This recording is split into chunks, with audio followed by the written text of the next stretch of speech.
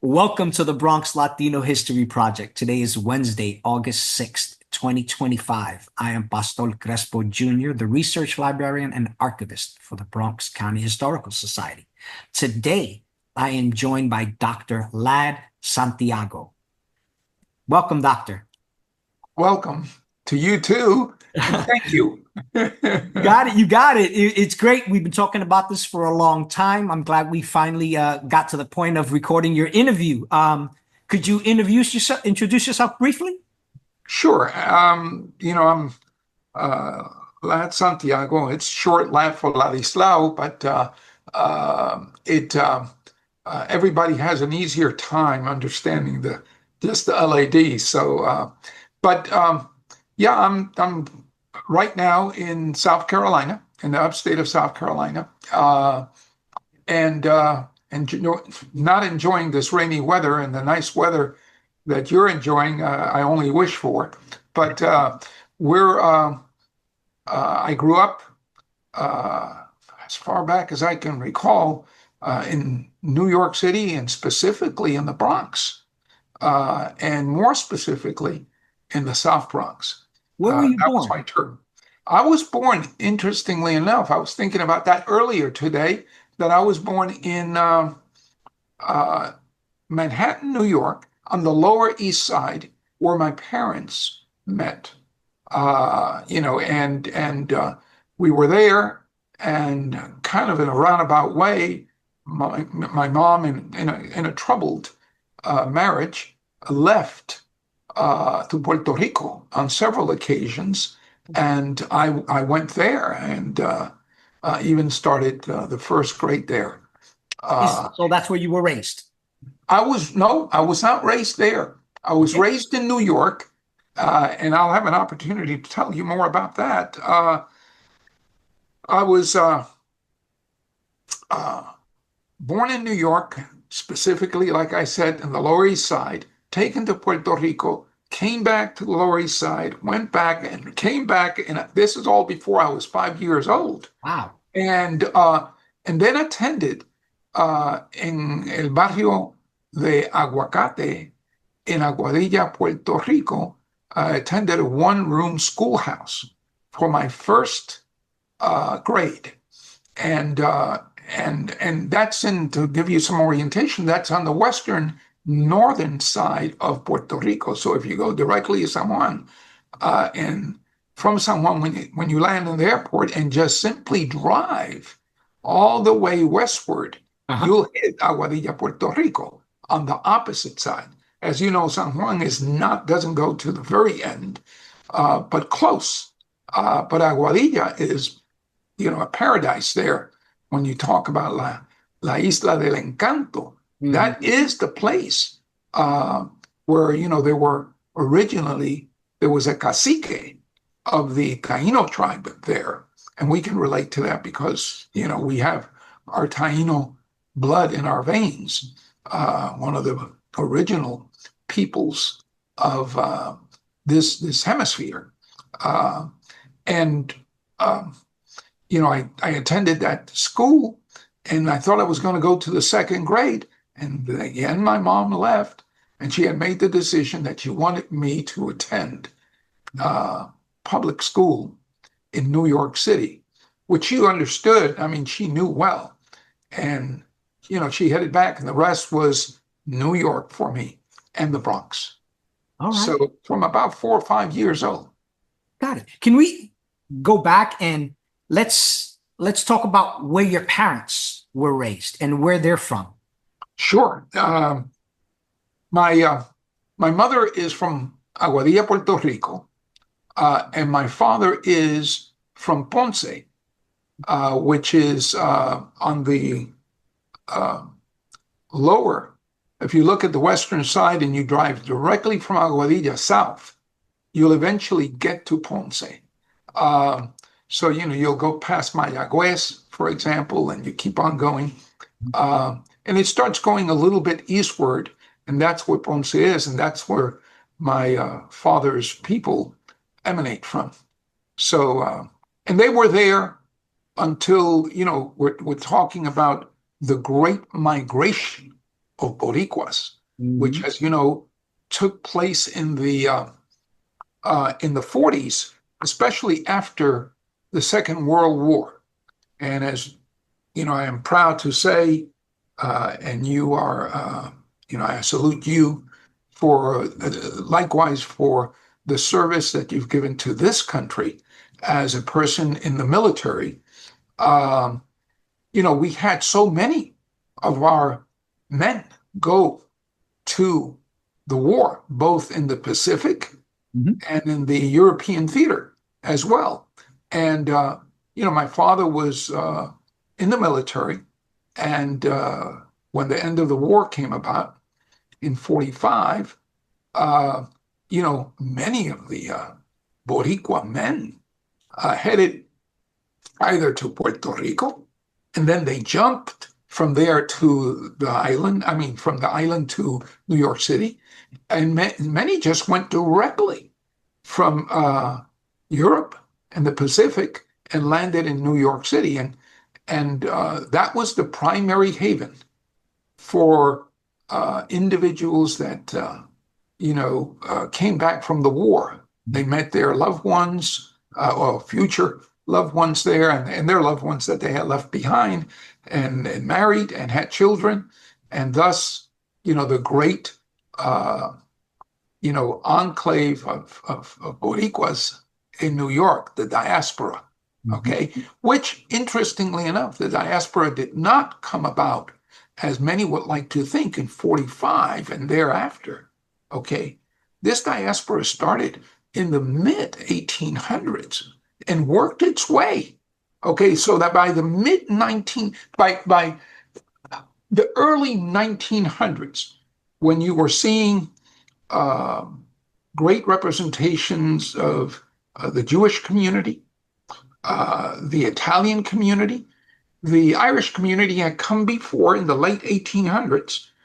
There had been two great migrations of the Jewish community from uh, places like Poland and Eastern Europe Mhm. to New York. But we were there as well. That's right. Okay. And they like to think that, it was because keep in mind, when the United States lost, I'm sorry, when the United States entered um, the, uh, we can say the era of its manifest presence, uh, um, which occurred immediately after 45. Okay, because obviously it had made its presence with Nagasaki and Hiroshima and the bombs, and it ended the war. And all of these GIs came back.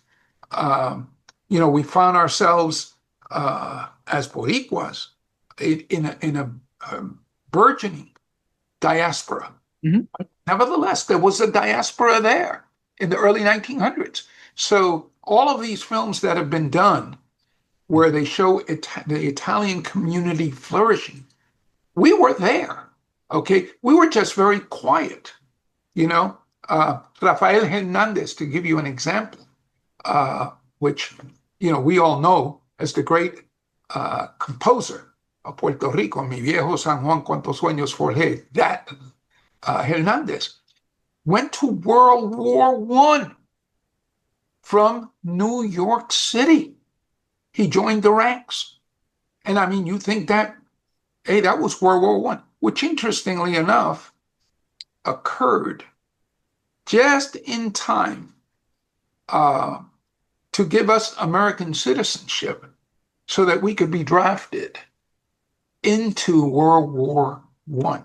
Mhm. Okay, that was our presence. I believe it was something like somewhere between 14,000 to 18,000 Boricua soldiers. Such a small little island producing that many, and not only from the island, like I mentioned, Rafael Hernandez came from like Spanish Harlem. Okay, and you can see there's a photo of him with his African American compatriots that joined him in World War One. So the point I'm making is we were integral to the American landscape.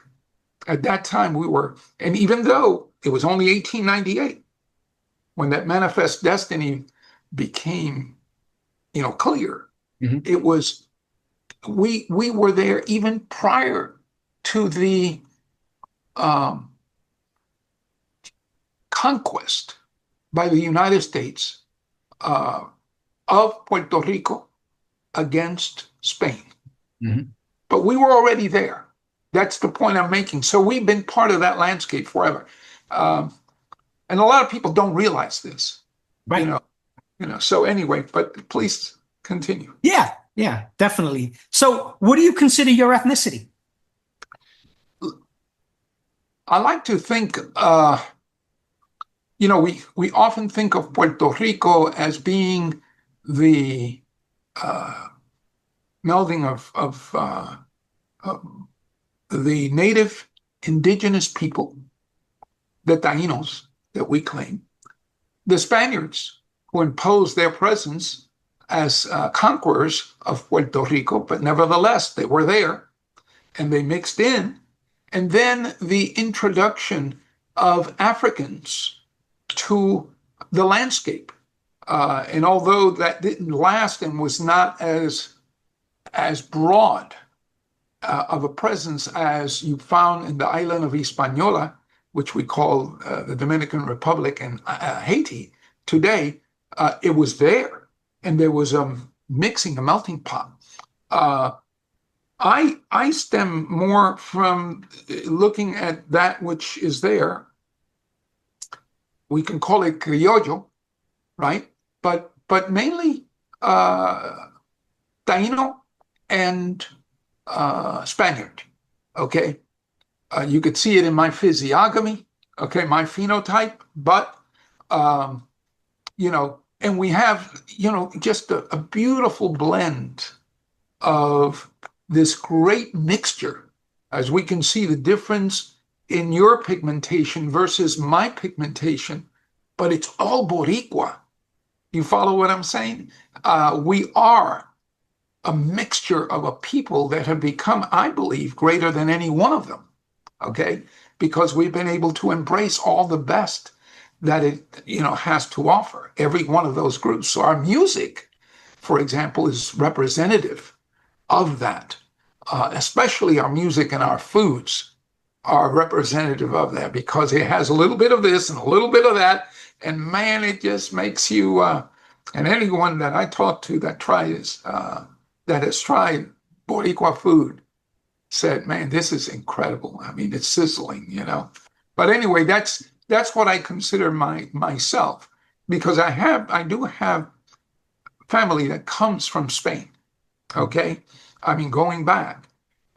So I can recognize that. But then I have grandmothers, as you know, they suppressed the indigenous presence and contributions of the Taínos. No one ever said, oh, yo soy Taíno, because back then it was frowned upon. The only thing it's the Eurocentric again, that was promoted was Spain, okay? At least within our culture. In the United States, on the mainland, it was primarily English. But, that's and then the African was also suppressed in Puerto Rico, although you can find original, and there is original people that go back to Africa, the Yoruba tribes and so on. So I just think, hey, if I had to do it over again, that's what I would do, come back to the same place, For sure. Now, spirituality, what faith were you raised in? Did your parents follow? My parents grew up as most Spanish-oriented nations, whether in Central and South America and the rest of the Caribbean. The influence of the Roman Catholic Church was just abounded, and we've seen stories, books, both novels and nonfiction, and film of the influence of the Roman Catholic Church upon those people and the conversion factor, which, as you know, they tried to do with the Taínos. I'm going to digress a little bit, and then I'll come back to that point. A lot of people don't know that the first slaves were the Taíno people. Absolutely. Okay, they don't know that. North America, when Christopher Columbus came, took his first, I believe, if I recall correctly, about 16 Taínos that were incarcerated, and he took them back to Spain. Some jumped ship in the Atlantic beyond the Caribbean and tried to swim back. As you know, they were great navigators, because that's how they got to the islands that way. But that was slavery, and he continued to enslave, and his crew and those that came after him continued to enslave Taínos. That was long before African Americans came to the Caribbean and came to the mainland that we call the USA. So I wanted to make that point. The church played a role, interestingly enough, in attempting to quash the servitude. Okay, but as you know, those that were part of what we would call today neo-capitalist, the neo-capitalists of those days were set upon having labor for free. And so they went from there, and they said, hey, they circumvented the rules, and they went to Africa to obtain slave labor, which, as you know, the Portuguese were already promoting in the world. So, yes, my parents grew up Roman Catholic and grew up with those values.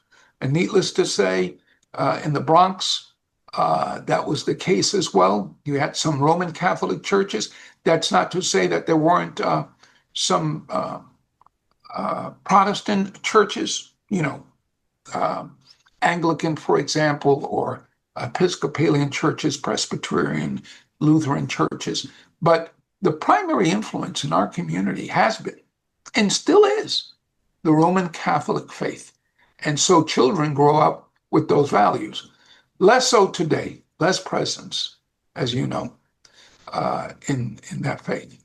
Got it. Is that still your faith today? No, it's not.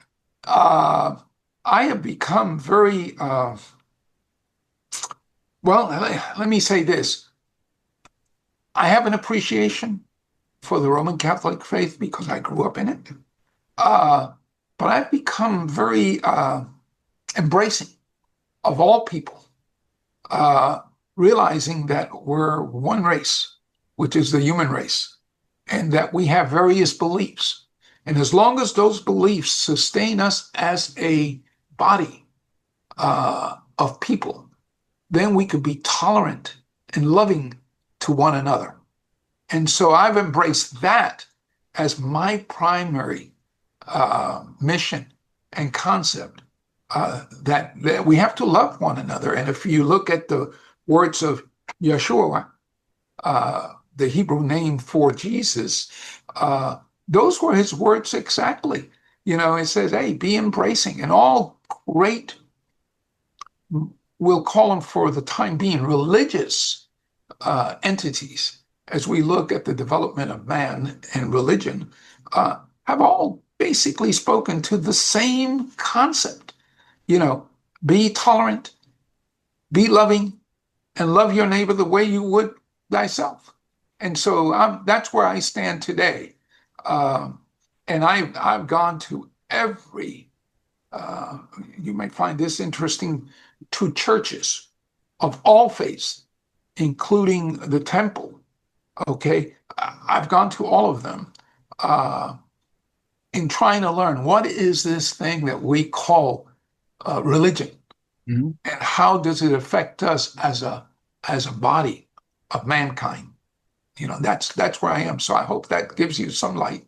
Yeah, yeah, great. That's awesome. Now, you touched on briefly where each of your parents from. Do you mind talking a little more in depth about, Ponce, and where each of your parents are from, and your memories? I know you're probably too young, but you've been going back and forth. So for everyone, describe, your parents' places of birth and where they each grew up for us.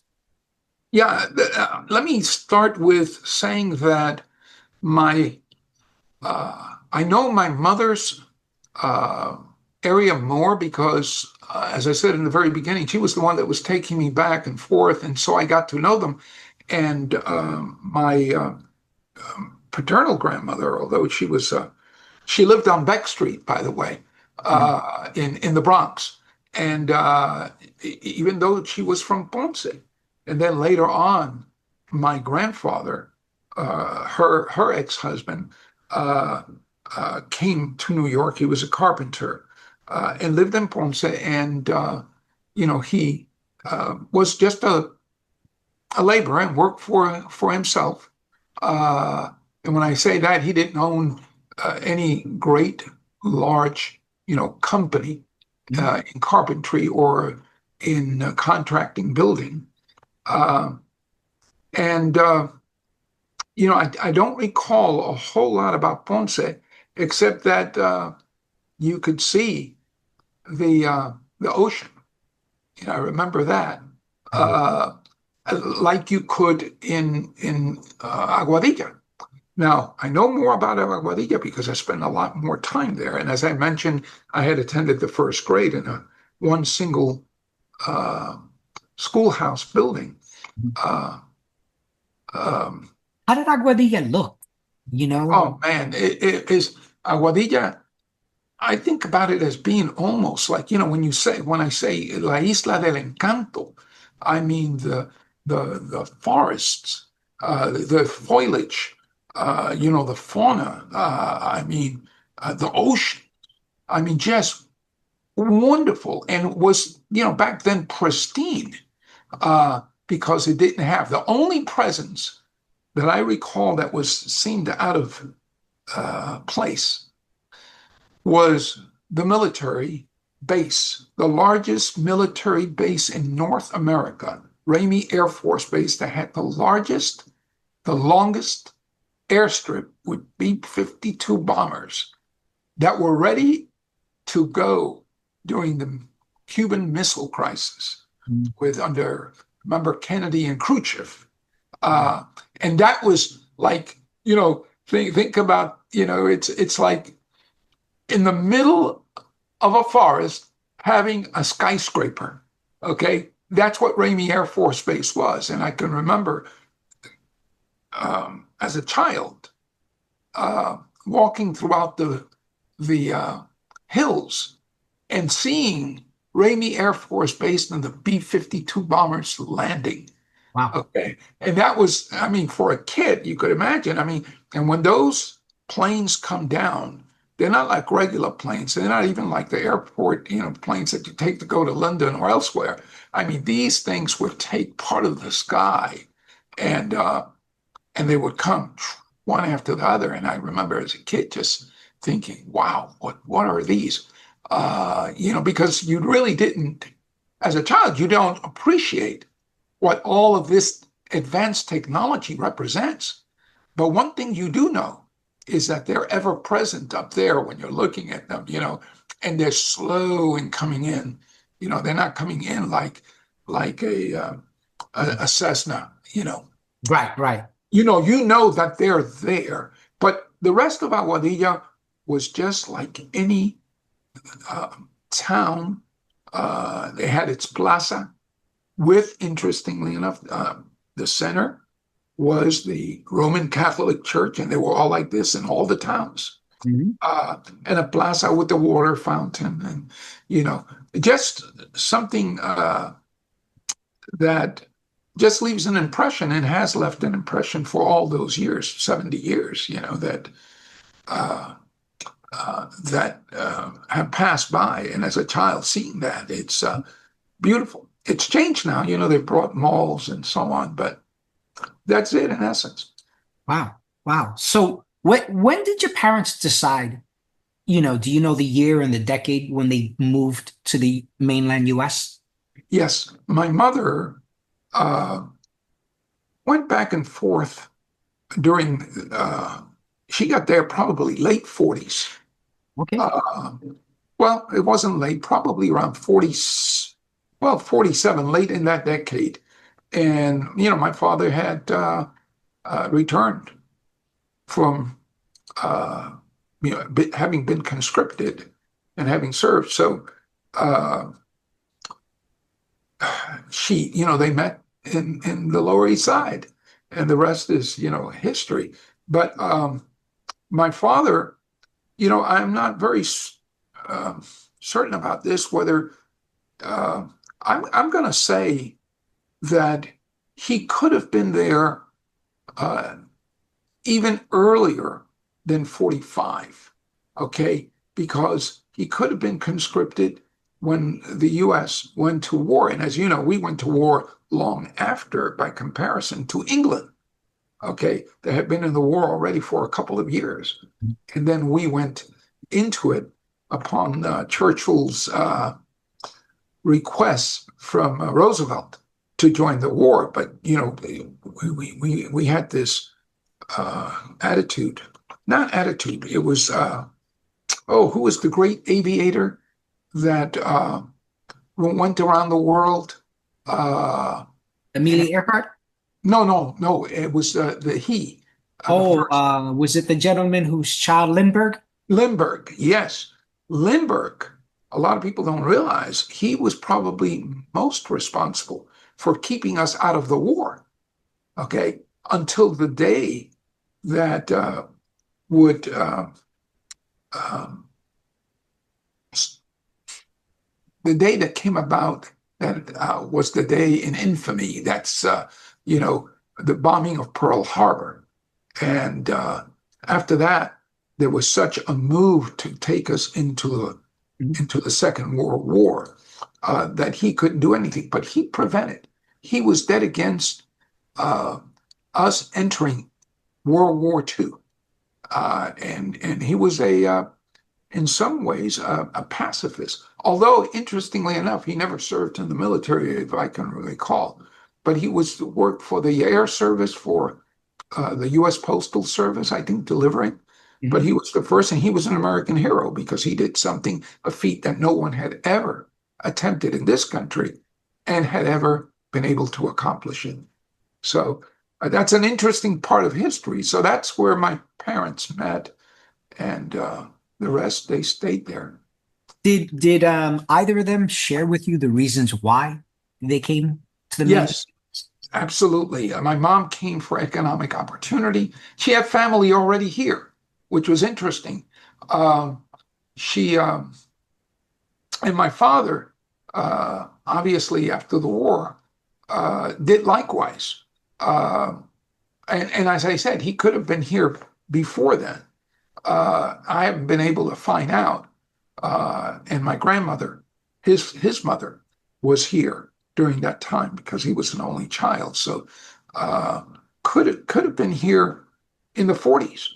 And then he got drafted in time for World War II.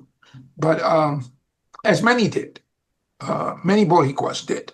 We always think all the Boricuas were drafted in Puerto Rico, but there were Boricuas that were drafted Right. in New York City, and I'm certain if we start searching, we'll find out that there were Boricuas drafted in other cities outside of the state of New York, you know. But what was that last question you asked me? Did I answer it properly? Yeah, yeah. They're each of their reasonings that they shared with you for coming, Economic opportunity. I think many of the Boricuas had that in common, uh, that they came to this country or to the mainland because this was their country. We were migrants. We were not immigrants. There are those that use the word immigrant, but we didn't immigrate. Right. We migrated. Yeah. And that is what makes us so different. We're part of the American landscape, And then on top of that, because of our indigenous background, okay, we are part of the Americas anyway. So Amerindians. yeah, exactly. And so the great author that I have mentioned to you before, Rafael Hernandez. no, he's used to teach at Hunter. I have his book from something Bamba. Remember? From mambo to hip hop. Yes, that's it. He makes a note in his book that there were four groups that essentially were part of the American landscape. And he mentions Native American, African Americans. Okay. So we were, a part of that.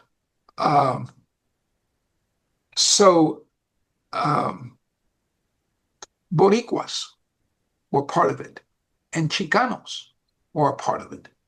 So he mentions Mexican American, he mentions Puerto Rican, then he mentions Native American within the context of the mainland United States. So we're talking about the tribes, that emanated from Florida all the way west to California. And then African Americans, because they were brought on so early by the Dutch initially, okay, in New York.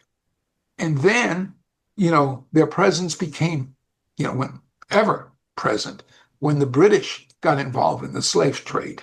So he mentions those four groups, no other groups, just those four groups. And he says they're part of the American landscape. So we are looked upon different. We're not immigrants. And I keep telling people that. Now, that doesn't mean that we do not have in common many of the negatives that we as a people had to face upon entering the mainland, as do today the immigrants from Central and Latin America or South America. In fact, we got hit harder. Both my parents were American citizens. My grandparents were American citizens, okay? But when they came here, my parents looking for that economic opportunity, my mom could only work as a seamstress. And although, part of it was that her education was not enhanced. My father, likewise, he went a little further. But we are American citizens, and we should have been treated differently as American citizens, with all the rights and privileges that you would accord somebody like that, right? We didn't. Okay? They came, they were not treated properly. My mom worked as a piece worker, not just a seamstress. Okay? She didn't get a salary. She didn't get an hourly pay. She had to produce pieces, and they counted them at the end of the day. And based on the number of pieces that she produced, she was paid compensation, or whatever revenue it amounted to and generated. My father was a little bit more fortunate in that he got to work for the post office.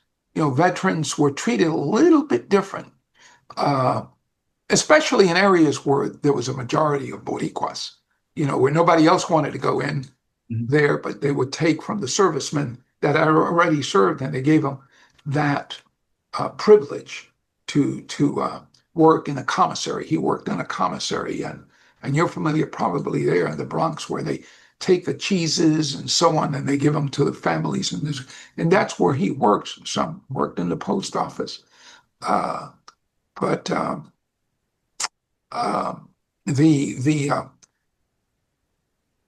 the one thing that they all had in common was trying to better themselves and their families.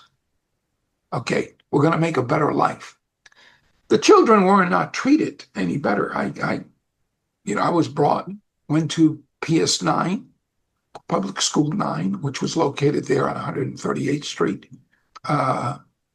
between, well, right next to, And we'll get to that. okay, okay. Not to get too Yeah, far yeah. ahead.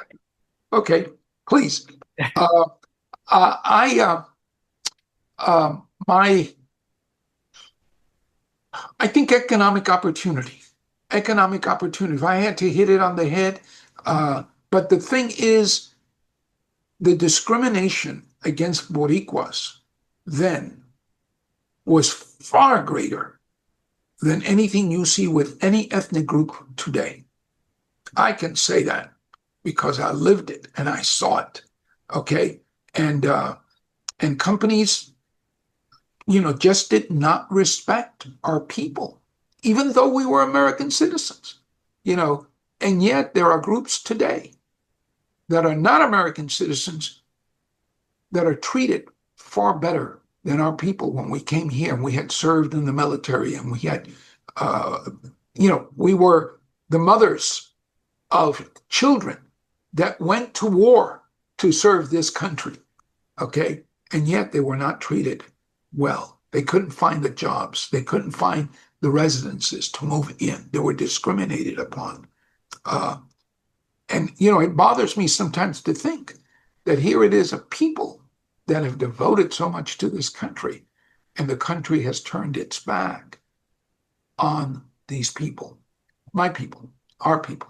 It's a sad commentary in American history, but it is what it is. Our generation has to now move forward. I hope that gives Yeah. you some insight. And these interviews kind of break that whole U.S. educational system and what they want, us to hear and what they want us to learn. These interviews talk about how you actually were raised and how you actually lived and what you actually experienced. That's not in those textbooks. That's right. And it's not one incident that's exclusive to the history. It is, yeah. I mean, just look at the military because I know you could relate to that, having served. My uncles, I mean, served in World War II, served in the Korean War. And they've served this nation. And like I mentioned, in fact, when we came from Puerto Rico, we stayed on 139th Street with her aunt, my mother's aunt, and Okay. her husband, and he had served in World War One. He was a veteran from World War One. So Amazing. you look at it, and it's very common. That's the point I'm making. It isn't an isolated incident. Our people served this nation to make it a better nation and to live to those values that we all hold dear. Yeah. Yeah. Yeah, we do. And I can say as a Puerto Rican that served our nation, we there are a lot of Puerto Ricans serving this nation, and I would say disproportionately for our percentage of the population. That's absolutely correct. You know, um, how many siblings do you have? Do you have any siblings? Yes, let me say this. From my mother's marriage, there was just me and only. But my father, after they, separated, divorced, and so on, he remarried, and there's a sister and a brother. And before he got married with my mother, he was married the first time, and I had a sister from that marriage who's older than me, was older than me. And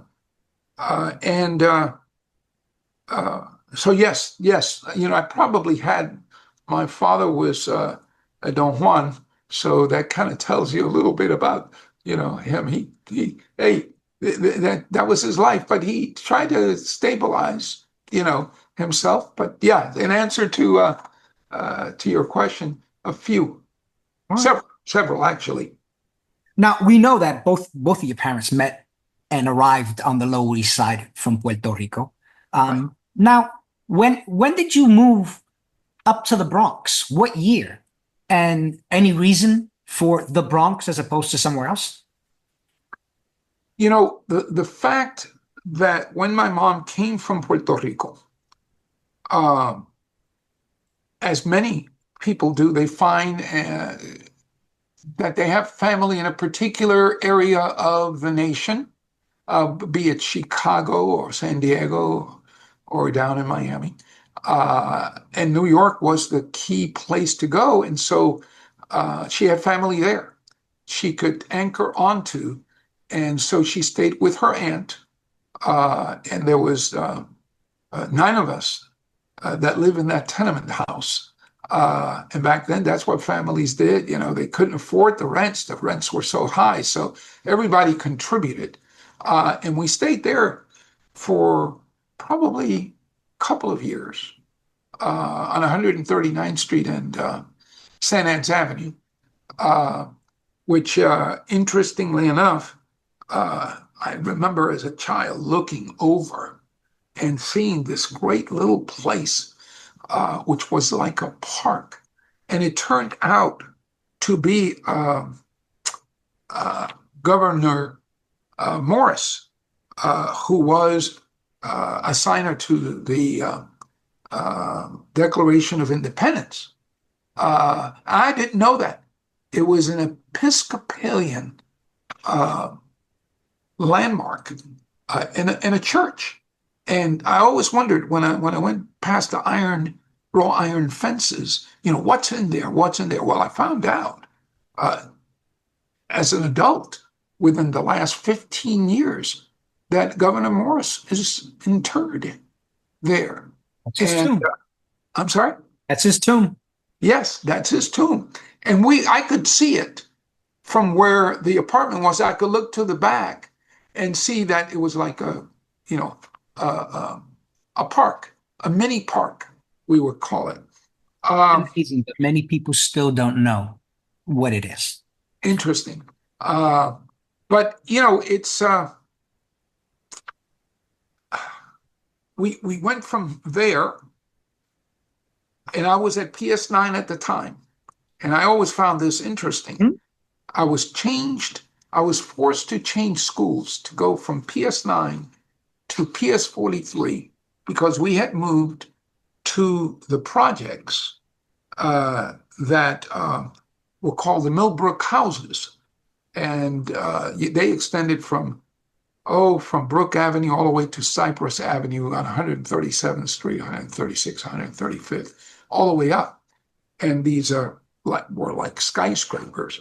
And so we moved 2 blocks to one of those buildings. And it was, well, you're no longer in the zone. That is BS9. You've got to now go to another school just because you moved 2 blocks away. Mm-hmm. These were the zoning laws for the educational system in New York City. And so we moved there, and then I changed over to PS43. I was, you know, it was forced upon me. I didn't have a choice. Why's that? Oh, because you zoned out. You moved to yes, because could you believe 2 blocks? Yeah, 2 city blocks made that much of a difference. I mean, they could have left me there, but they say, hey, no, you're going to PS43 because now you're on 137th Street and Brook Avenue and not on 139th and St. Anne's, which was 1 block over and 2 blocks down. Same on my block, you know. Really? 55 Rutgers, we went to PS 137. The building beside it, 45 Rutgers, went to PS2. Nice. And I was upset because I'm like, those are all my buddies in the building next to me. Yes. We had to go to different schools. It's you know, to a child, you know, it totally fractures their reality because they cannot understand these zoning laws. All they can understand is that that's the neighborhood, you know, and everything should be left intact. And all the relationships should be left intact. And all of those experiences should be left intact. And across comes a zoning ordinance that basically says that's not the case. You're going here and you're going there, you know. Now, here you are. You're this young kid. You know, most of your early years are in Puerto Rico speaking Spanish. How was that transition? How did you adapt? And did you already know English coming from Puerto Rico? Let me tell you, it was shocking. It was as shocking as having come from Puerto Rico during the winter time when my mother came, and I didn't even have a coat.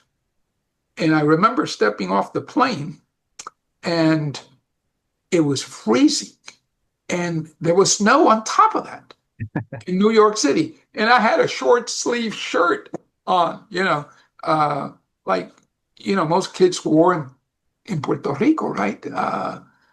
Because, it's so warm and the weather is so inviting. Man, when you go to New York City, it's a shocker. And so, it was no different. It was no different than that, than having to acclimate to a new culture and a new language. I spoke only Spanish at that point, because I had already attended the first grade in Puerto Rico, in Aguadilla, Puerto Rico, in el Barrio de Aguacate, which, interesting enough, I love avocados. And the barrio was Aguacate, which translates to avocado, right?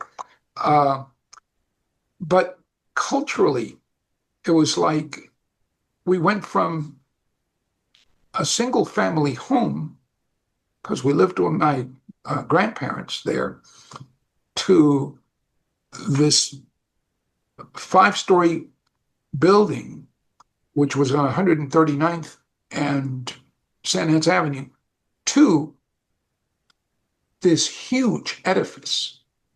Okay, I called it a Titan in my novel. I said, hey, it's like, I can't remember now if it was 18 stories high, but you could imagine, for a child, seeing that you're going to be living on the 7th floor in an 18-story, and you had to take an elevator. And what was an elevator? We didn't have any elevators in Puerto Rico, right? To these huge monstrosities, all of which they looked the same. One project building looked the same like another, and having to take all that in. And then on top of that, going to school at PS9 and having to contend with the different language, English, and then at PS43, English again. And then, you come out and you come to a different world where you get to speak to your parents, and it's in Spanish, and relatives. And then eventually you make friends, and it's in Spanish, because el barrio is comprised of people like yourself that speak Spanish primarily. Some kids were very fortunate in that they grew up there, they were born there, they grew up there.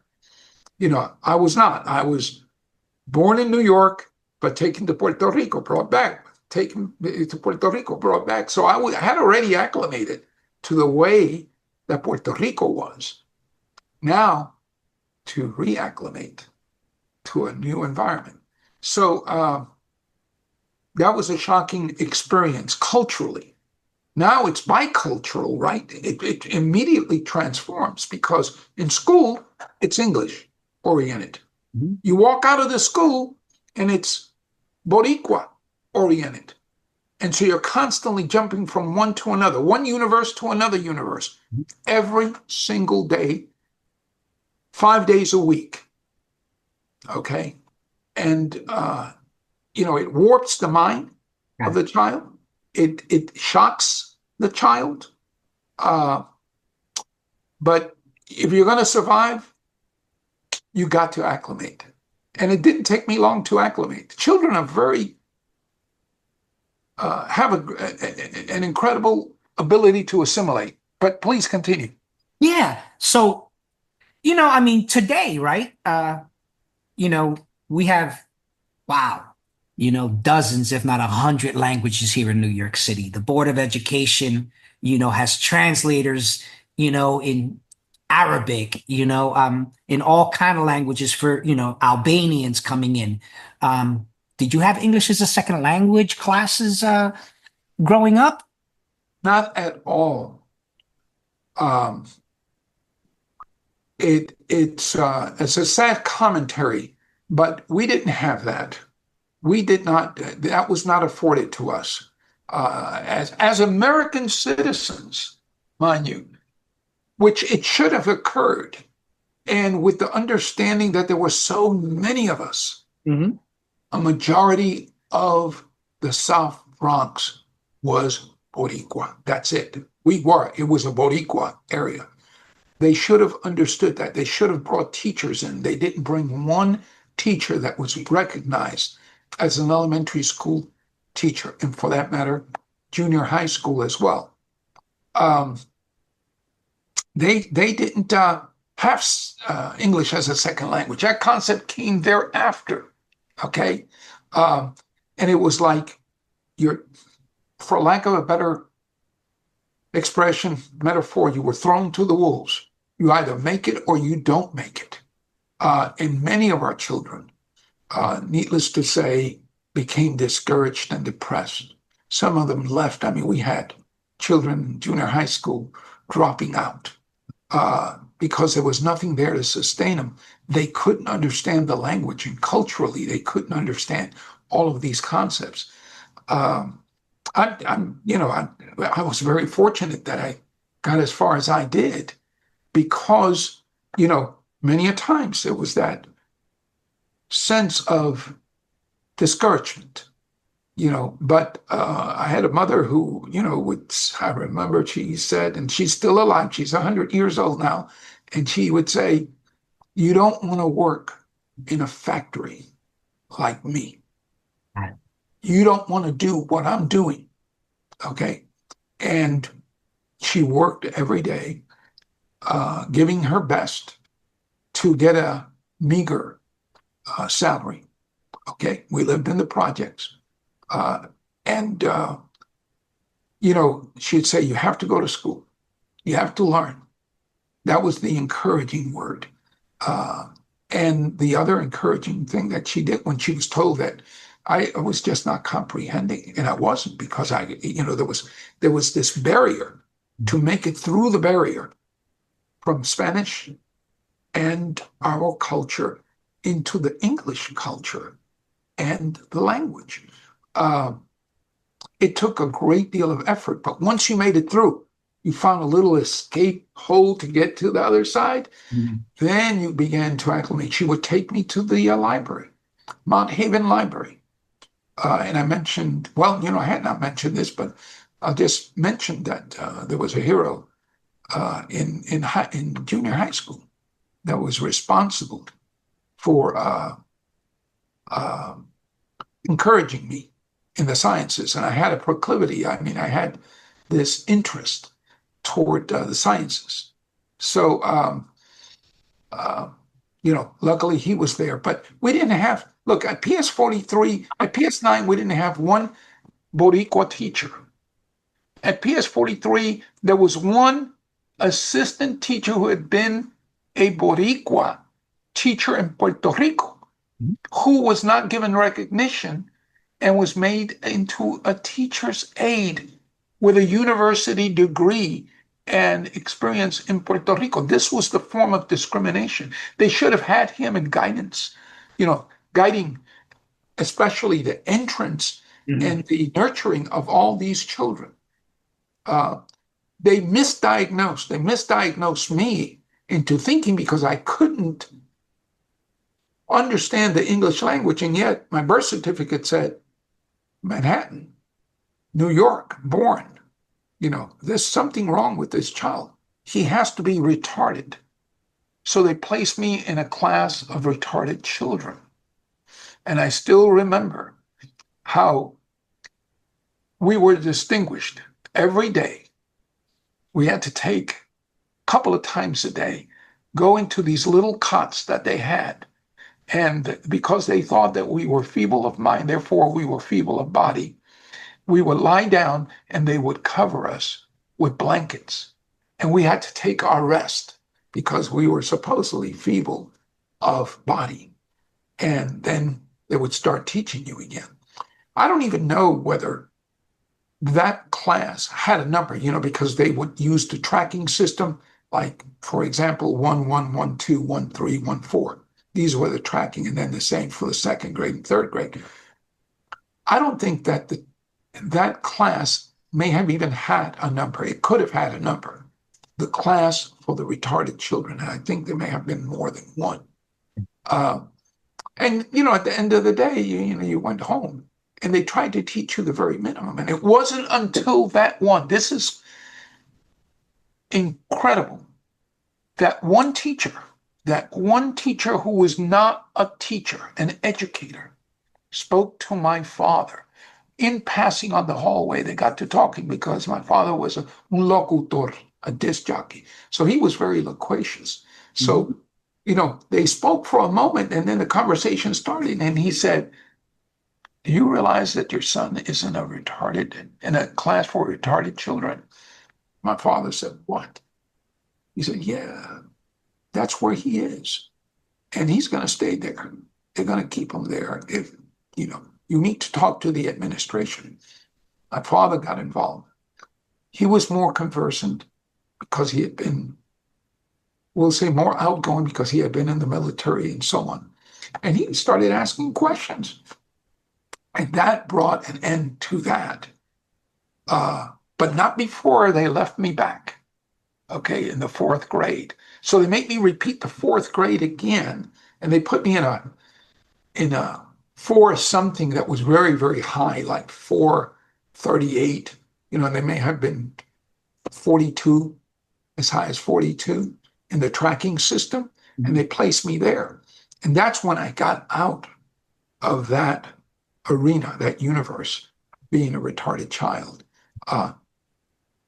One teacher made the difference in the life of a child, and I'm sure, and he wasn't even a teacher, but you and I will say, yes, he was a teacher. He just was not recognized as one. But if we had had a half a dozen of those individuals at just that school, man, what an impact it would have had. And how many children did we lose because of a lack of recognition that there was this problem?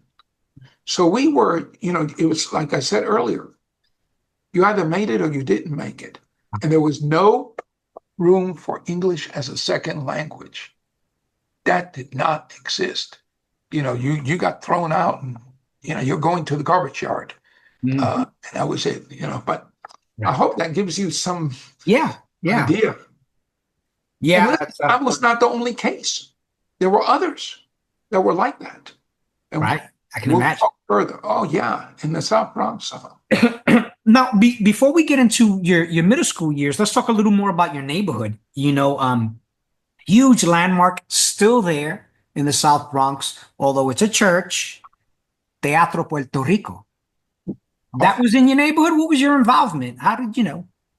Let me tell you, to me, and probably to a lot of the people that live there, that was a lifesaver because it kept us in contact as a people with our roots. Teatro Puerto Rico in New York City, in the South Bronx, okay? It was equivalent to the Apollo in Manhattan, in Harlem, where in Harlem they would bring great African-American artists from everywhere in New York City. And I'm certain they probably brought some from elsewhere as well. The Apollo with Puerto Rico, Teatro Puerto Rico is the same. It would feature great artists, Boricua, and from Central and South America, and in the Caribbean, the Dominican Republic, that would come and perform. So, I saw my first mariachis in el Teatro Puerto Rico. I can't recall his first name, but Infante, the great musical Mexican artist, I think it may have been Pedro Infante. I saw him there, during those periods when they would bring these artists, just like the Apollo, that would bring these great artists to perform. They would perform for a week or two, and then they would leave, and another set of artists, and usually it was on the weekends. During the week, it became cinema. So you got all of these films that came from all over, from Mexico, which was one of the primary cinematic producers in the Hispanic world, and Argentina, and places like that, and Puerto Rico. They would bring these films and you got to see them. So I had the opportunity because it was 2 blocks away from my home. I was on 37th Street and Brook Avenue, and 138th Street between Brook Avenue and Brown Place was El Teatro Puerto Rico. So we could just walk there and see it. But then, hey, they had great things that happened beyond movies in the cinema. You know, whenever they had the fights, and as you know, many of us Boricuas are aficionados for the boxing. You know, I got to see Floyd Patterson and Ingemar Johansson for the World Championship, if you recall, where Patterson won that fight. But I got to see it in El Teatro Puerto Rico, which had a huge screen. I mean, it was it was one of these, like today they brag about these large screens. I mean, theirs was huge. So you either took on during the week these, and sometimes on the weekend, these movies that they provided to the rest of the world and emanated from the rest of the world and came to El Teatro Puerto Rico, or these great physical presentations by these eminent artists, you know, in music. And so it was like I didn't lose touch. Not far away, about 2 blocks away and one over, toward between 138th and 139th Street on Willis Avenue, there was the casino. And the casino theater was all English, which is interesting. So a lot of us kids would go there. That's where they would present the horror films, you know, and you know, everything that you know, Frankenstein movies, Dracula, you know, those kind of horror films, and others, Sinbad, you know, the sailor, and you got to as a kid see the English world. So you got both worlds within a couple of blocks of each other. And as you know, the strength and power of the media and film, that impresses the human mind, especially children who are molding, you know, and I was among them. So I got a love for film, and I got a love for, you know, the actual physical presentations by great artists. So Did you continue to attend church while you were growing up in the Bronx? yes. I mean, I did my communion in the Roman Catholic Church. San Luke's was like, I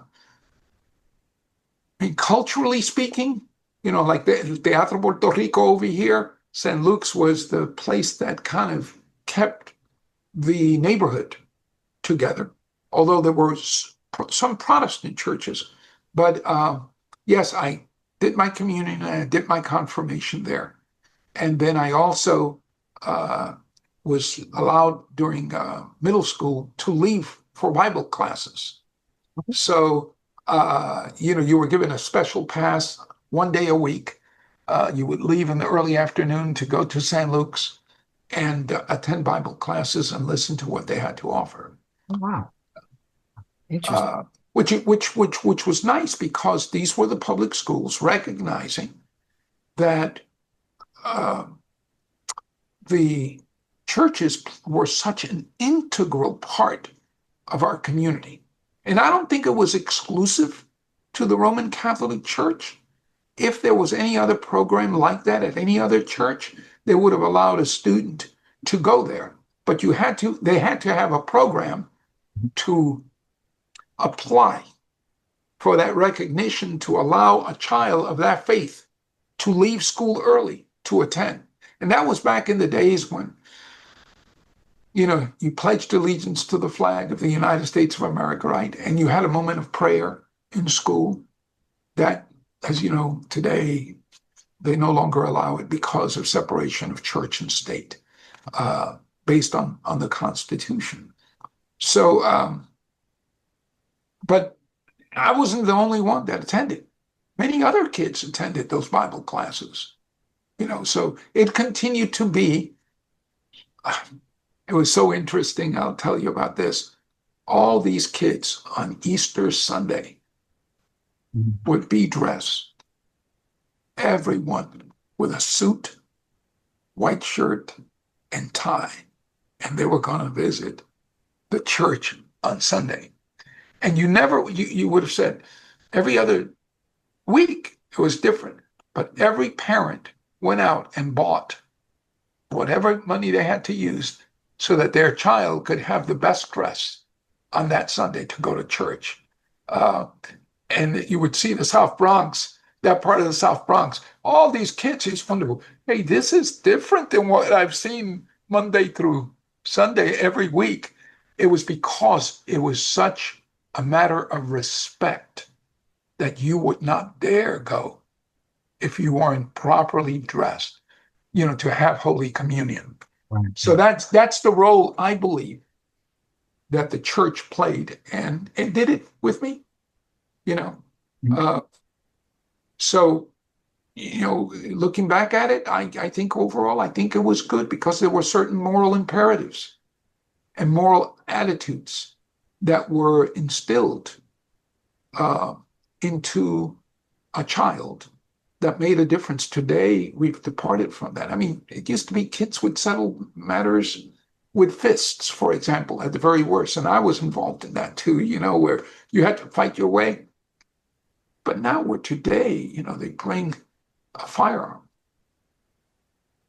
And there's massacre, for example. That didn't exist back then. Yeah, you had your gangs, and every once in a while, there was an incident where somebody was killed and was shot.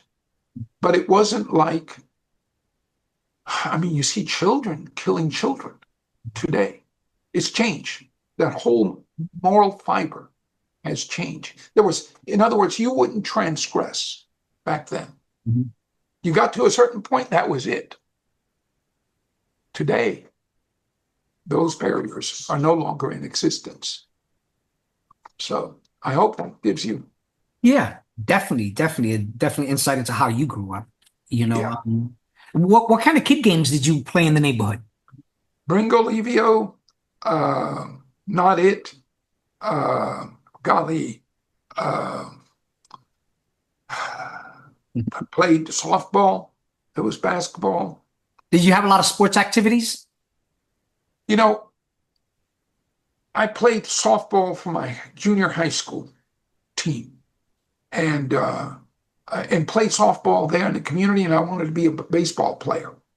And Yankee Stadium was not that far that you could literally, if you wanted to walk there, you could walk. It would take a while, but you would get to 167 thereabouts.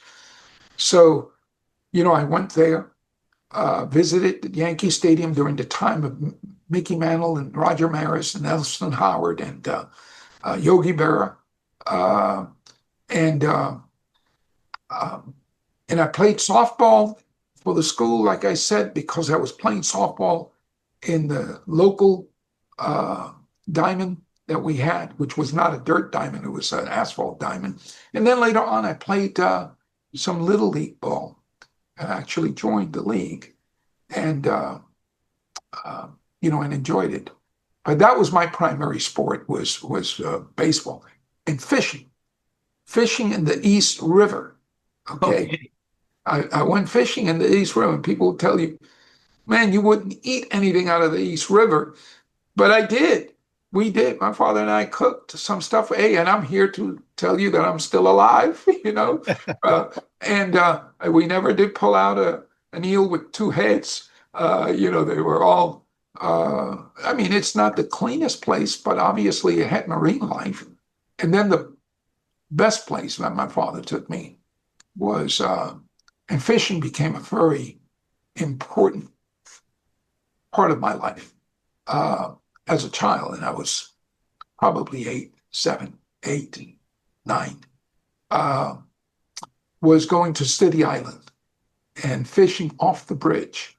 And that is the same City Island bridge that shows up in Bronx Tale with Robert De Niro in that movie, where you see him actually crossing the bridge.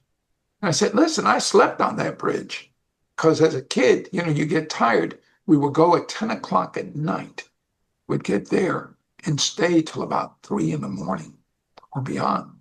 And so as a kid, you get tired. Got some newspapers, laid them down, and slept on the bridge. But we fished for snapper, bluefish, blackfish, and eels, anything else we could catch. Had a great, great time there. It's fishing, and by the way, that's not that far. You take the bus there at Pelham Bay in the Bronx, and you take a bus that takes you to City Island. You take another bus that doesn't go to the City Island Bridge, but takes you to Orchard Beach. And if you've heard of Orchard Beach, okay, you literally could walk, and we did walk we would come down, my father and I, and we would walk toward Orchard Beach. You could literally walk from the City Island Bridge on the dirt, and then it becomes sand, to Orchard Beach, and fish along there. They didn't bother you because there weren't bathers there. The bathers were further ahead. So it was to be able to see, for a child from the city at that point, to see this expansive bay that just became eventually an ocean. That was wonderful. So it reminded me of Puerto Rico, because the beaches there in Puerto Rico and Aguadilla were majestic, okay? In some regards, nicer than Hawaii. And it's hard, people say, Hawaii. I said, well, I know places in Puerto Rico. They just have not been discovered, okay? That we have beaches that are majestic, okay? The sands are not absolutely pure white, but they are like beige, but beautiful indeed. So I had the privilege and the pleasure of having both sides, and being able to compare. Now, did you have any childhood jobs growing up? Yes. My first, I learned my work ethic early on. I was one of those kids that was a shoe shine boy. Mm-hmm. You had your boxes. Very popular then. You had your own box of all the materials you needed and equipment that you needed in order to shine shoes. And I did that right outside the exit of the subway station at Brook Avenue. I shined shoes. I was an entrepreneur, right? You get, you were happy if you got 10 cents, 15 cents. But if you got 25 cents and beyond that, if you did a really, really good job, it was like la propina, that tip that went beyond. Oh man, it was like fantastic. Somebody gave you 30 cents. Great. And I did that as a way, to make ends meet. Back then, I'll tell you about some personal things here that back then, my mother and I could not afford my shoes. Okay. So we waited my shoes would get worn at the sole. And so I had to put cardboard into the shoe to make up for the difference so that my sock would not touch the concrete when I walked. And, the only time I hated it was when I had to walk in the rain because the cardboard would get wet and my socks would get wet. And so, and shoes were very, as you know, expensive. They've always been expensive, but for us, they were extraordinarily expensive. In terms of clothes, shirts, and so on, my mom was a seamstress, so she made all my shirts, and everybody wondered, where is he getting these shirts from? Nicely dressed.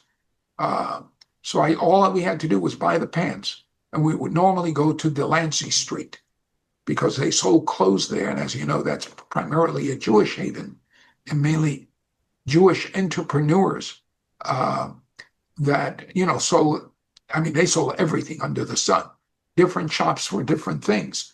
But got my pants there, went there for Easter Sunday. I always got my suit there. Okay. And then we had to go back and forth on the price. I'm trying to get it for less. They're trying to give it to me for more, and then we would settle somewhere. But then I would get my suit and I would have that suit.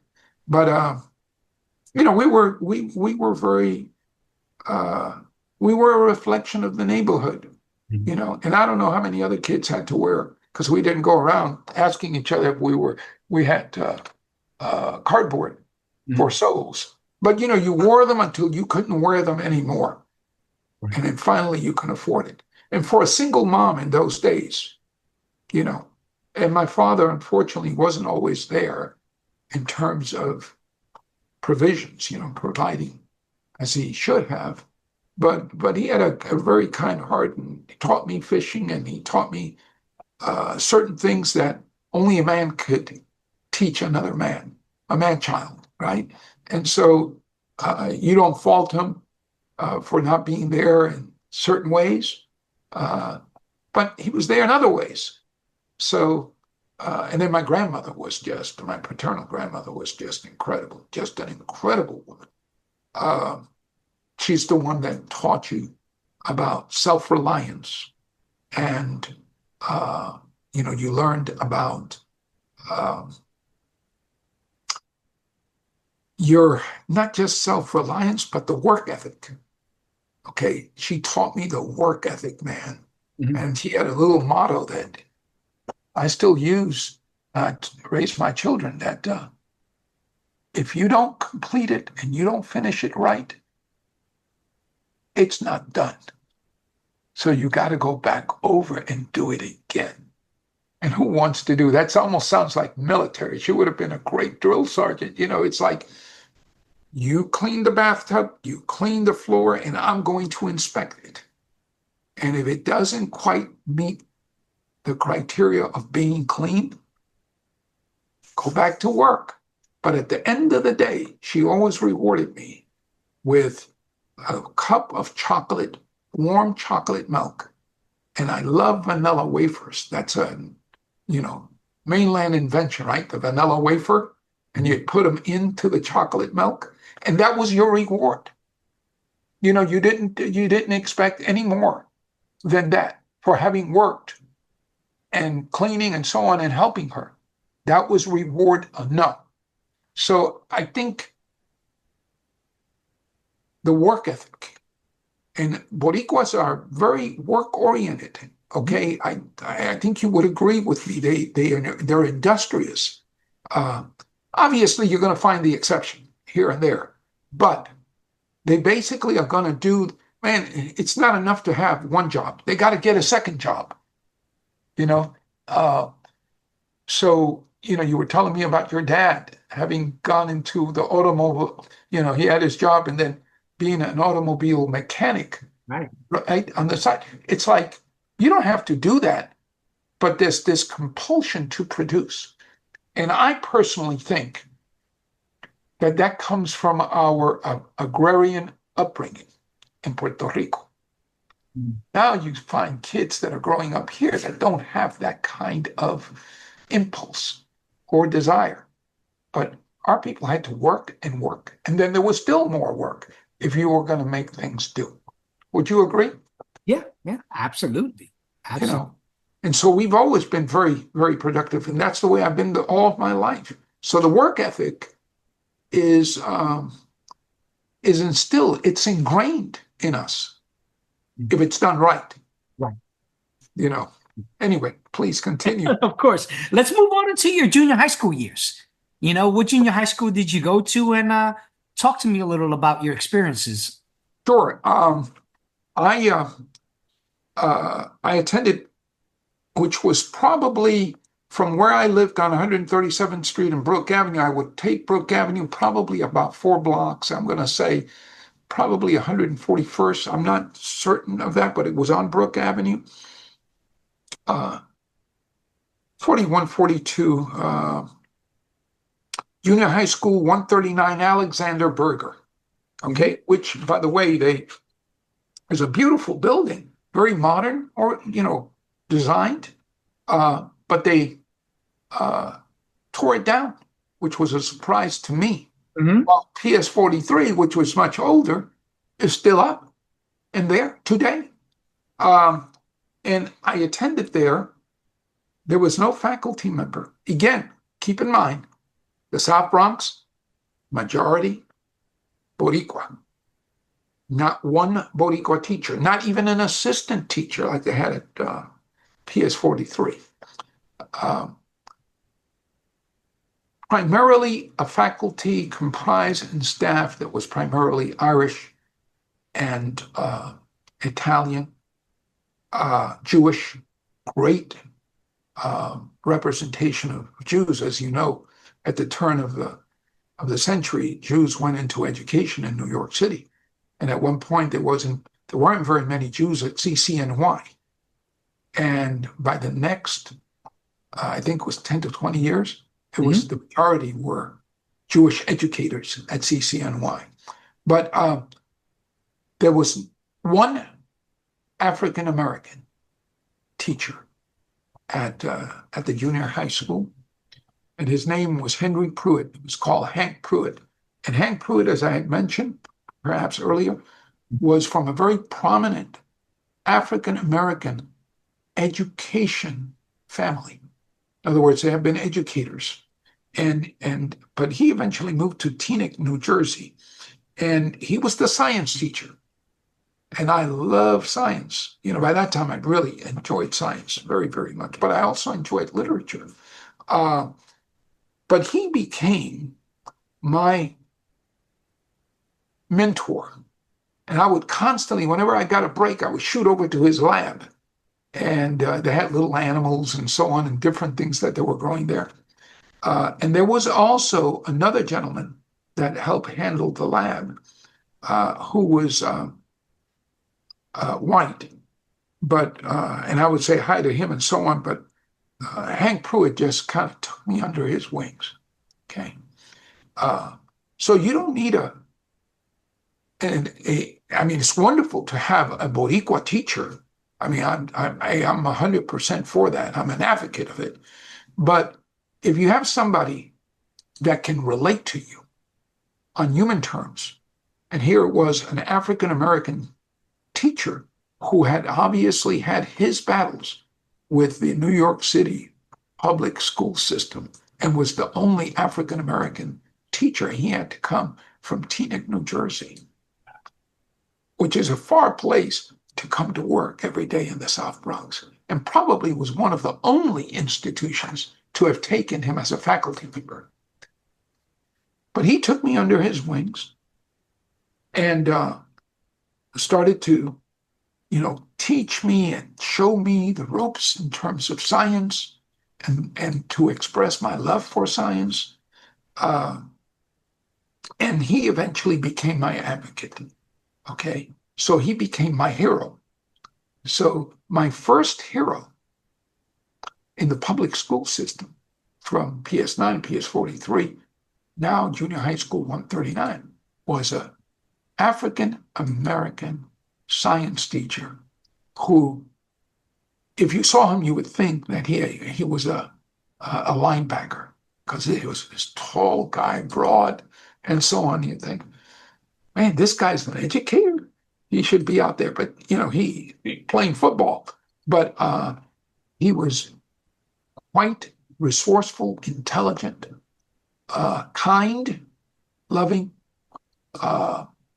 and was the first to introduce me to the concept of racism and ethnocentrism, and give me some reality in an area that I knew nothing about. And the way it happened was this. I reached the time where I was going to graduate from junior high school. Okay. And I excelled in everything. Okay. I mean that literally. I excelled in everything. So I was due to get every award, which I did in junior high school. And they kept calling my name out for this, and they kept math award, English award, history award, social studies, you name it. Was number one in the science fair.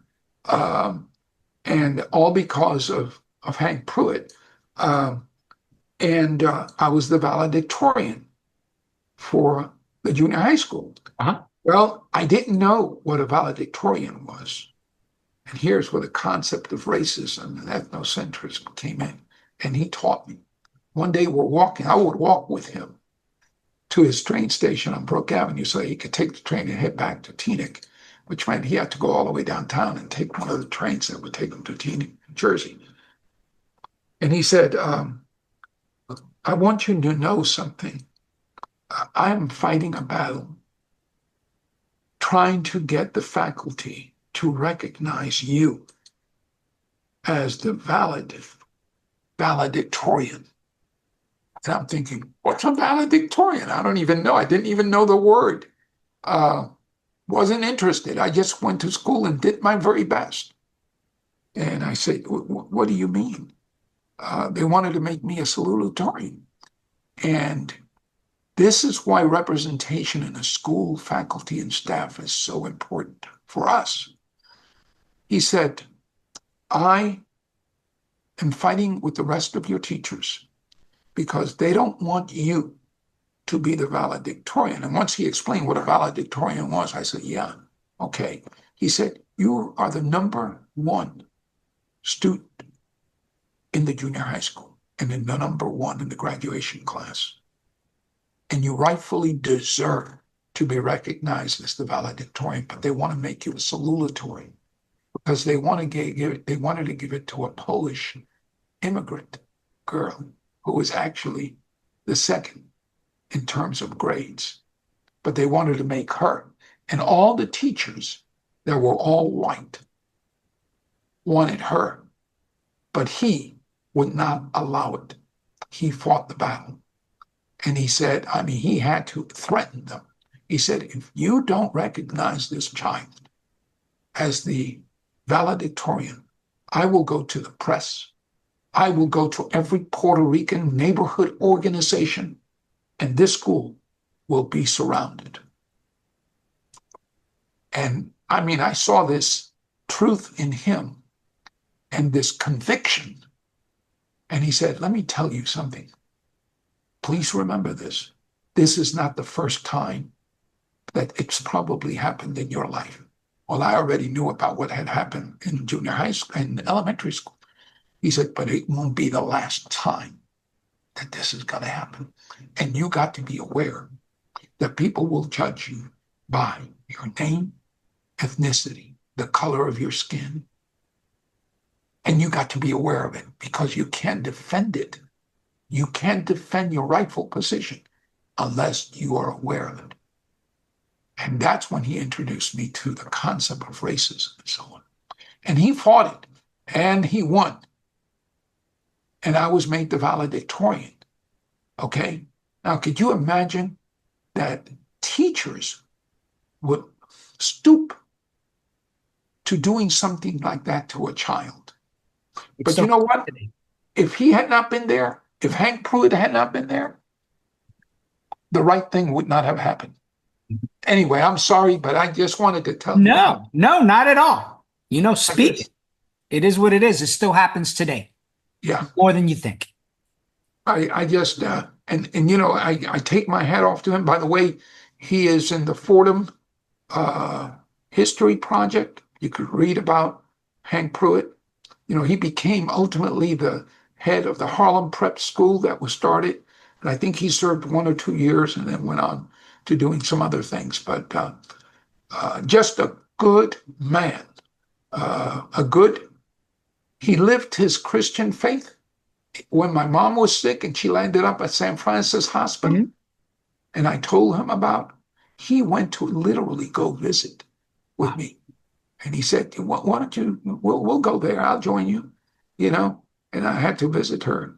And he met her, and, he had nothing but praises for me, and good. I mean, he's left an impression, an indelible impression as to, Amazing.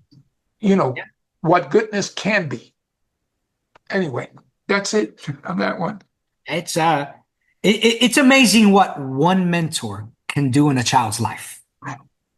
And I'm sure he served other kids the same way thereafter and during. Right. So So let's move on to high school. yeah, Here you are, valedictorian, hard fought. You know, moving off to high school. Begin. yeah, absolutely. Let me just tell you this, that he was the one who guided me to the high school that I eventually went, which I found out years later. He never told me that he was himself an alum of DeWitt Clinton High School. Okay. But he first guided me toward the Bronx High School of Science. He felt for certain that if there was anyone that could make it into the Bronx High School of Science from the South Bronx, that it would have been me. And so he said, you have to go. So I took the test, and the next thing I know, I got rejected. Back then, here I was, a valedictorian. They rejected me because back then, I was never a great test taker on standardized testing. And as you know, there's volumes of papers have been written, scientific papers, on how these tests are skewed in the direction of those who are Eurocentric by the developers of the test themselves. And that was not my strong point. My strong point was to get in there with a bunch of kids and compete. Now, if I had half a chance to compete, I could compete. And that's that spirit that we don't give up, that we're going to strive until we get to where we need to get to. But I didn't get in. So he guided me to DeWitt Clinton. He said, hey, not far from there, you have DeWitt Clinton High School. And it's a fine school because I had a Morris that was available. But he felt that I could get a really good education at DeWitt. And he was an alum, and I didn't know it. And he never told me because I guess he wanted to be as objective as possible. Okay. But he felt that it was a good match. And so I attended DeWitt Clinton High School. And, that was like a monster because it's humongous, largest high school in the world at the time. You had 3 shifts, okay, in the high school.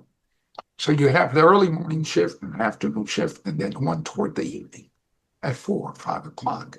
And so it was quite an experience, but not a bad experience.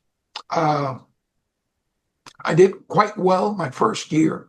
I think I had the 3rd highest average in the high school in my first year in the 9th grade.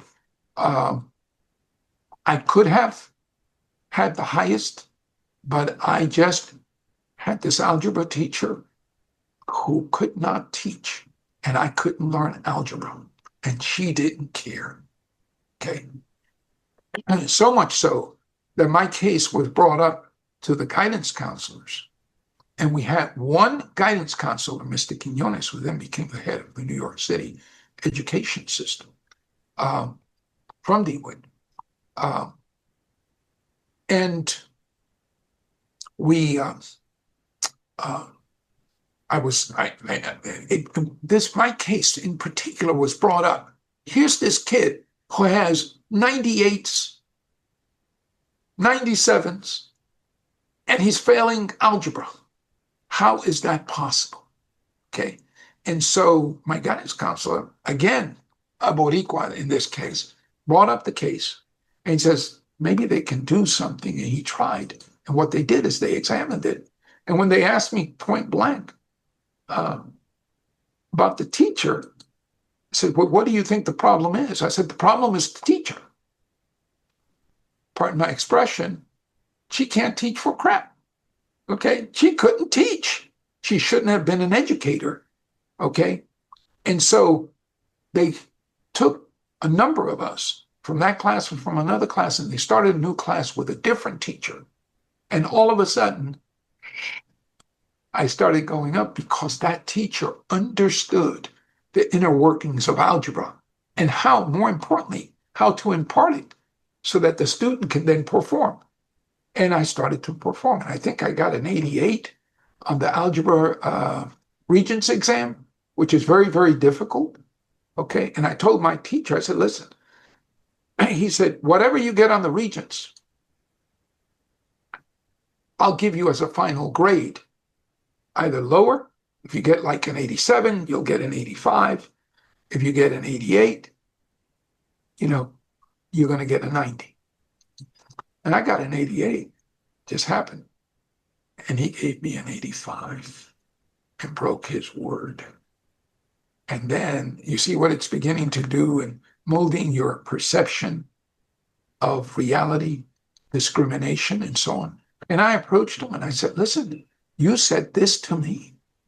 And by that time I was thinking about college, okay? I said, it was like, and he said, nope, that's just the way it is.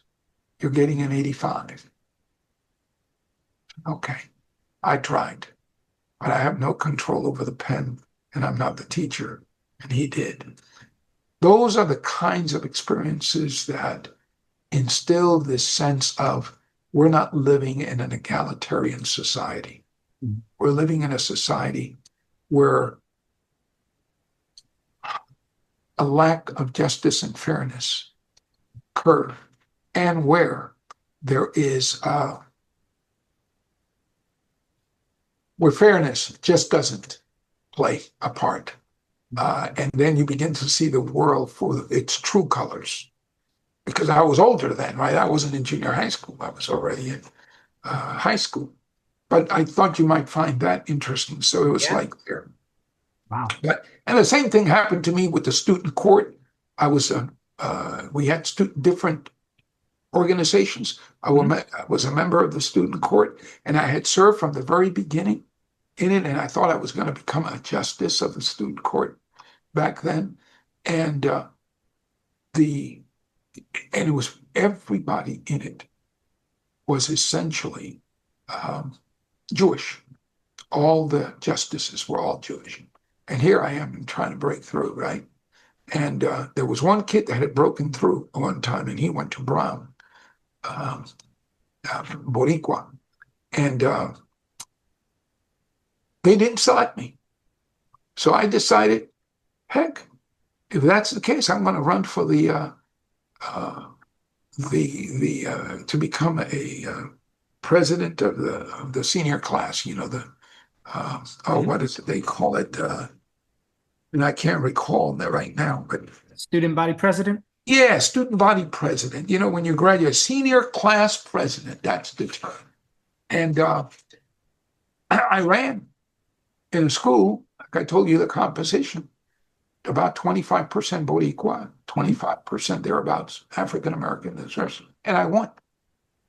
And I became the first Puerto Rican senior class president, okay, of the largest high school, because I was not going to allow that teacher who was Jewish to discriminate against me. So you had a Jewish teacher selecting the justices with some input from those justices that were there. And they were selecting Jewish kids as justices. And I was not to be one of them. So, it's been an education. I thank Hank Pruitt because he first opened my eyes to the reality of the world. But that's there, yeah. By the way, at DeWitt Clinton High School, I want to mention, because as you know, this biography will lean toward, my accomplishments within the field of literary fiction. I went into healthcare and, I accomplished what I wanted to do, but I always wanted to be a writer as well. So I went into science, one side of my brain, and the other side was saying, hey, literature is literature. And I began to understand that I had many, many stories that I could potentially deliver on paper. And so later in my life, after studying the novel 15 years, and we'll go over that in part 3, I was able to accomplish the desire that was always there to be a writer. And so I look at myself as being a novelist. Mm-hmm. And I said, I need to write. And it came about because I would read all of these great novels that I liked in literary fiction, because it's literary fiction and everything else. We'll talk about that in the future. Mm-hmm. But, my wife, I would complain to her and say, I can write better than that. I can do a better job than that. And she said one day, well, why don't you stop talking about it? Just do it. There's the challenge, right? Do I shut up and say nothing else? Or do I go ahead and perform? And I did. I went ahead and performed. And that's, I had already realized that there are many stories that we as Boricuas have to tell our children and the next generation. And we have not been able to do that.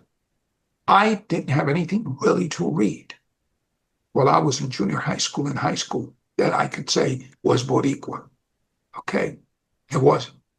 My hero at that time, early on, like elementary school, was Zorro. Okay? And they had the series of Zorro on TV. And the guy who played it wasn't even Mexican, or Hispano, like they would say, because supposedly it was a Hispanic from Spain who was the Zorro, Don Diego, if you remember. Mm-hmm. But there were no stories at all.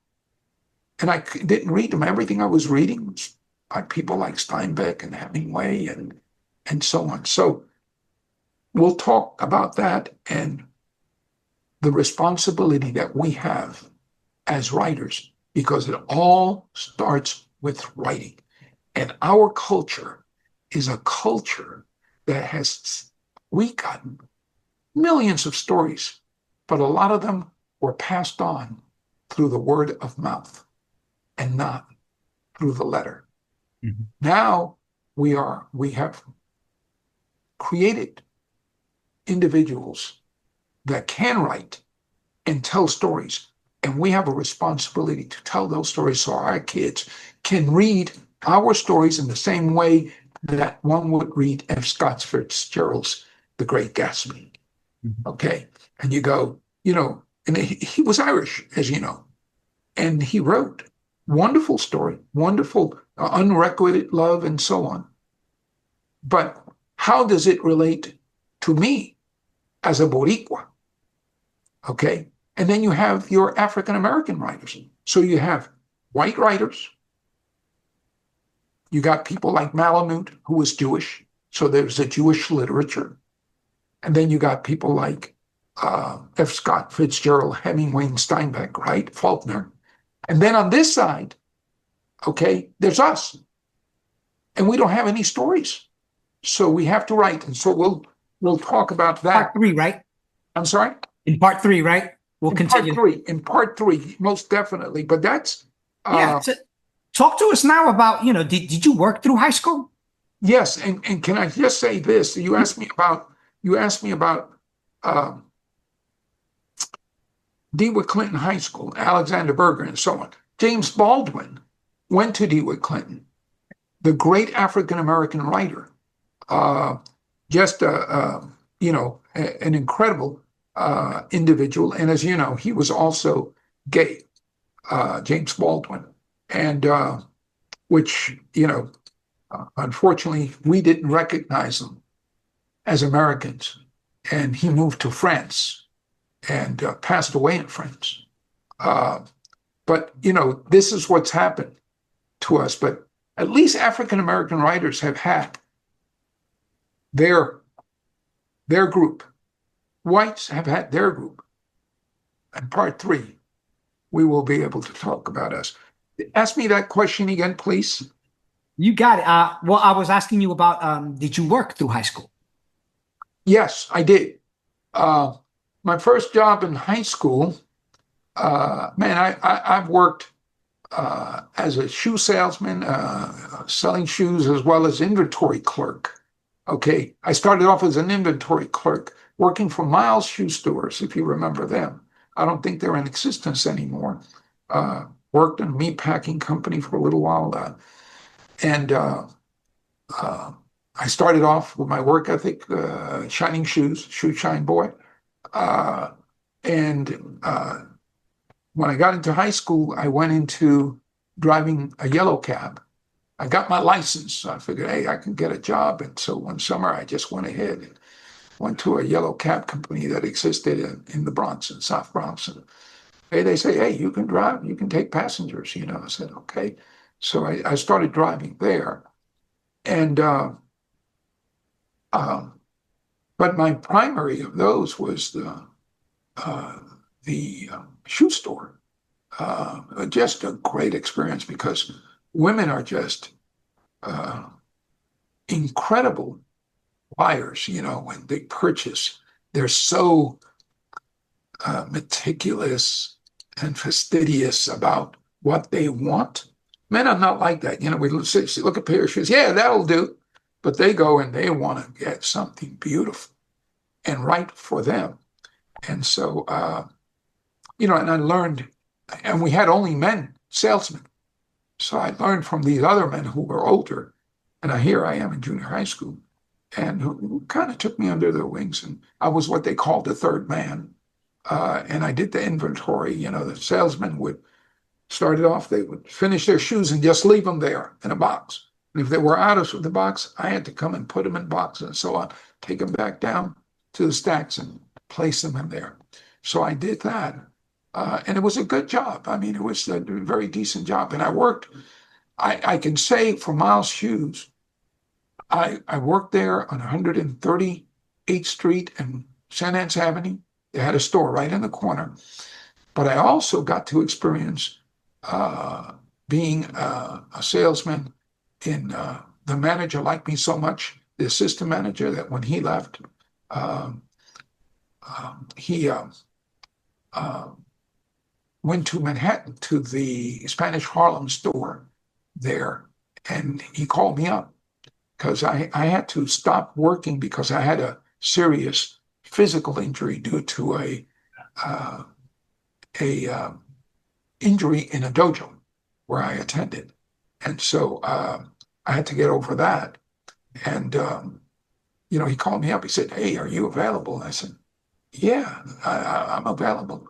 And he told me, come down to the store. And from there, I went to the most productive store, which was in Delancey Street. And you want to talk about a whirlwind, man. I mean, you have to be pretty good. So I learned how to be sharp in selling shoes. You had to do everything under the sun there. So, but I got paid well because, you get a high turnover and you're getting commission. So I got a salary, which is a basic salary like you do as a waiter or a waitress. And then they gave you a commission on top of that for the number of shoes you sold. So I was trying to sell shoes so that I could be commissioned properly.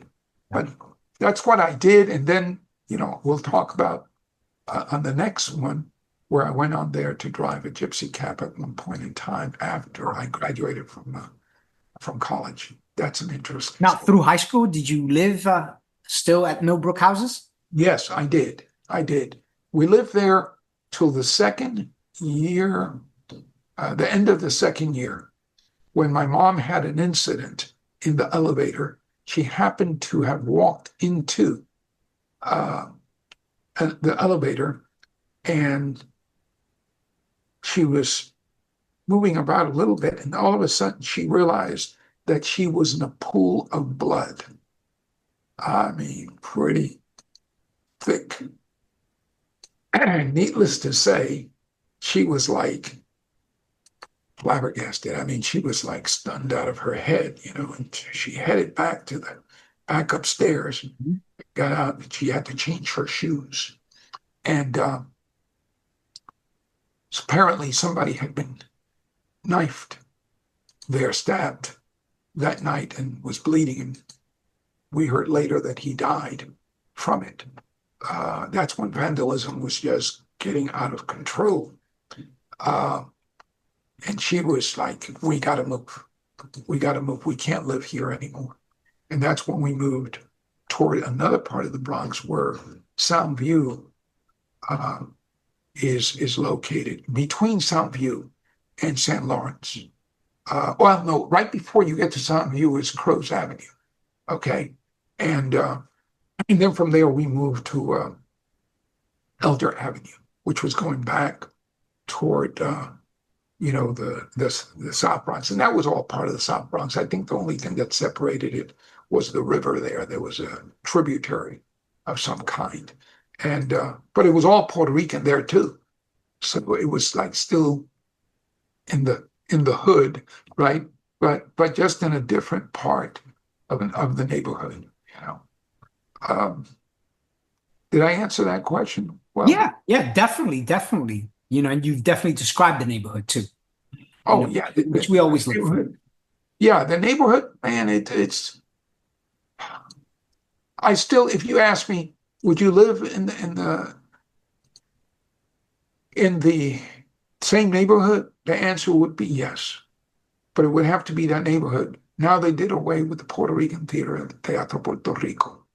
It was bought by some Brazilian church, Protestant church, and it was converted into mainly a church, which was a sad thing to see because it was like a monument, really.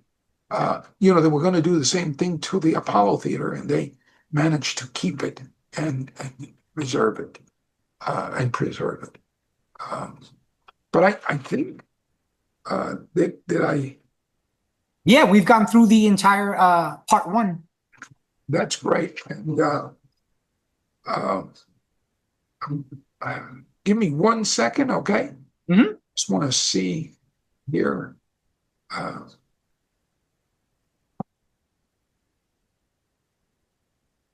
About the only thing I would add, and we've talked about it, quite a number of different aspects of living in that part of the South Bronx.